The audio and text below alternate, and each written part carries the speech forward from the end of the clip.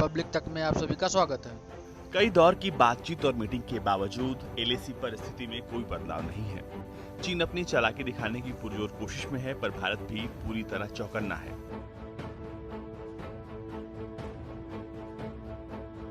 इस बीच विदेश मंत्री एस जयशंकर ने सालों से चले आ रहे समझौतों का पालन करने के लिए चीन के महत्व पर जोर दिया कि दोनों देश सीमा के मुद्दों पर कैसे पहुंचेंगे, और कहा कि शांति को तनाव में रखा जाएगा तो ऐसे मुद्दे होंगे।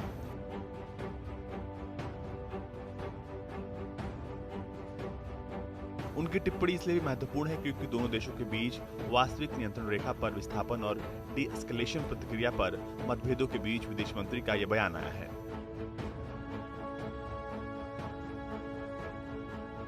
जयशंकर ने कहा कि इन समझौतों और दोनों देशों द्वारा उनका पालन किए जाने के कारण दोनों देशों के बीच संबंध आर्थिक सहित कई अन्य आयामों पर आगे बढ़े।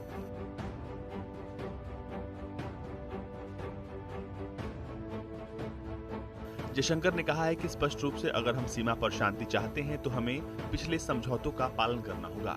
भारत ने राजनयिक और सैन्य बातचीत के कई दौरों के बावजूद एलएसी के बीच सीमा पर गतिरोध से संबंधित बकाया मुद्दों को तेजी से हल करने की आवश्यकता पर जोर दिया है।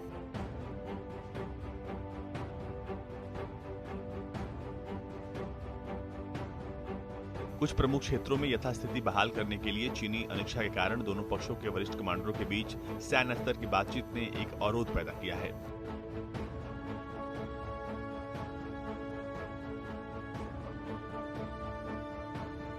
वहीं भारत के दृष्टिकोण से कौन सा अमेरिकी राष्ट्रपति बेहतर होगा, इस पर बात करते हुए उन्होंने कहा, यदि आप पिछले 4 अमेरिकी राष्ट्रपतियों, 2 रिपब्लिकन और 2 डेमोक्रेट को देखते हैं तो हर कोई एक दूसरे से बहुत अलग है।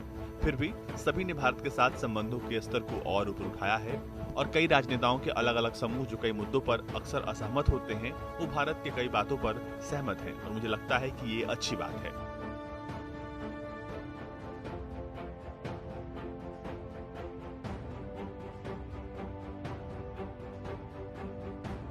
बता दें कि हाल ही में सीमा पर तनाव बढ़ने के बाद भारत ने चीन की रणनीतिक घेराबंदी तेज कर दी है। चीन से आयात पर कई तरह की सख्ती के बाद अब भारतीय तेल कंपनियां वहां से कच्चा तेल खरीदना बंद करके चीन को एक बड़ा झटका देने वाली हैं। सूत्रों के मुताबिक Bharat petroleum, Indian oil, Hindustan petroleum, Mangalore refinery सहित कई भारतीय कंपनियां नए नियमों के तहत अपने आयात की शर्तों को संशोधित कर रही हैं।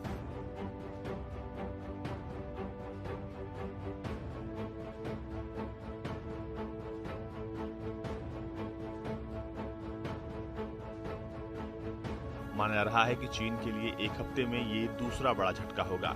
इससे पहले सऊदी अरब की अरामको चीन से हजारों करोड़ डॉलर का करार खत्म कर चुकी है। इस बीच चीन ने भारत से दोगुना स्टील आयात किया है, जबकि भारत में लोग चीनी सामानों का बहिष्कार कर रहे हैं।